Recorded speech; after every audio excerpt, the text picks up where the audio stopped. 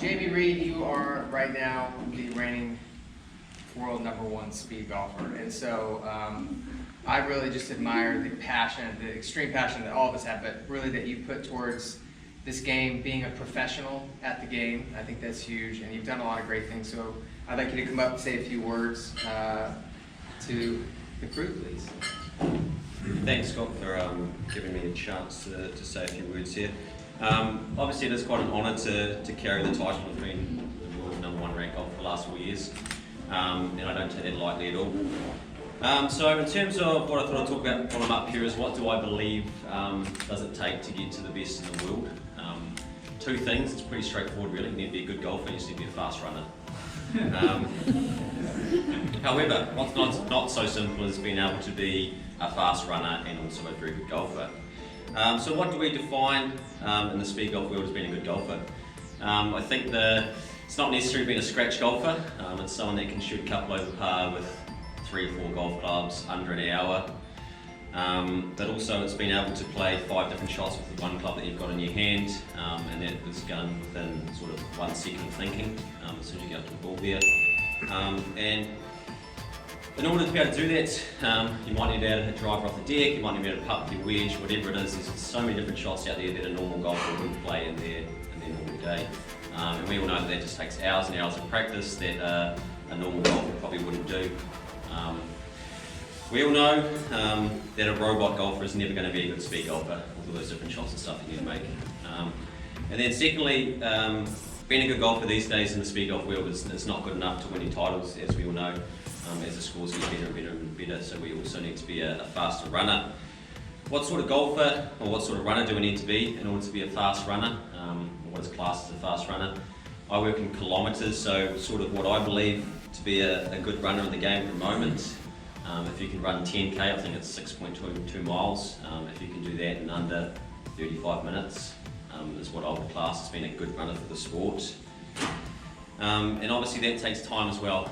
That's just not going out for 2 rounds of 18 holes once a week or whatever it is. You need to make sure that you're out there running at least 60k a week, which I think is equivalent to, I think we're down 40 miles a week. Running 6 times a week, you have to be throwing in your tempo runs, your interval runs, your long runs, your recovery runs, all that sort of stuff there, which obviously we know takes a lot of time and effort into the game there for us to become the best.